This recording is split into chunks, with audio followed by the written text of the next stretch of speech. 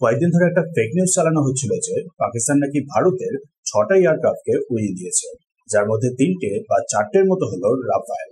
চলুন পাকিস্তান কিভাবে বোকা হয়েছে সেটা জানা যায়। সামনে এসেছে ভারত অ্যাকচুয়ালি ইউজ করেছিল কয়েকটা ডামি এয়ারক্রাফট। পাশে আর্টিকেল বা হেডলাইন গুলো দেখলেই বুঝতে পারবেন। এয়ারক্রাফট গুলোকে ব্যবহার করা হয়েছিল পাকিস্তানের এয়ার ডিফেন্স সিস্টেম, মানে চাইনিজ HQ-9 গুলোকে যাতে লোকেট করা যায়।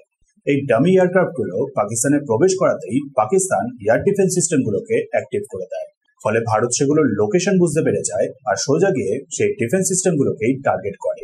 দিয়ে তারপর ভারতের এয়ারফোর্স একের পর এক নিজেদের টার্গেট গুলোকে অ্যাচিভ করে।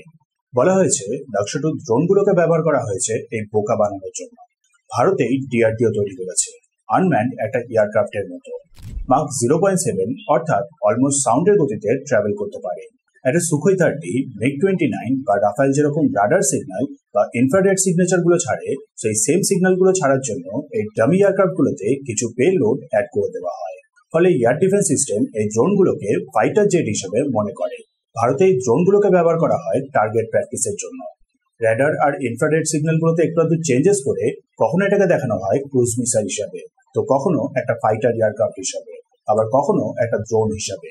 দেন তারপর surface two air missile, air two air missile, এগুলো দিয়ে জাস্ট টার্গেট প্র্যাকটিস করা হয়। টার্গেট প্র্যাকটিস করার জন্য কিছু তো একটা দরকার, যার জন্যই এই ড্রোন গুলোকে বানানো হয়েছে। প্লাস এগুলো আবার রিউজেবল। আর যুদ্ধের সময় এরকম বোকা বানানোটা আজ কোনো নতুন ব্যাপার না, চিরকালই এরকম হয়ে এসেছে। রিসেন্টলি ইউক্রেন রাশিয়া যুদ্ধ চলাকালীনও রাশিয়ায় সেম ট্যাকটিক্স গুলো ইউজ করেছে। অনেক জায়গায় এরকম কিছু ফেক S-400 বা কিছু S-300 কে দাঁড় করিয়ে রেখে, যেগুলো অ্যাকচুয়ালি হলো এক একটা বেলুন। এরকম করার কারণটা হলো স্যাটেলাইট থেকে দেখলে ক্লিয়ার বোঝা যায় না কোনটা আসল আর কোনটা নকল।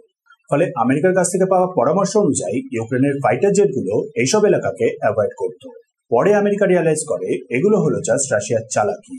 তাছাড়া ভারতের সরকারও প্রপারলি এক্সপোজ করেছে পাকিস্তানের এই রাফেল ওড়ানোর মিথ্যে ন্যারেটিভকে। পাকিস্তানের ফরেন মিনিস্টার পার্লামেন্টে দাঁড়িয়ে বলেছিল ভারতের 6টা এয়ারক্রাফটকে পাকিস্তান উড়িয়ে দিয়েছে।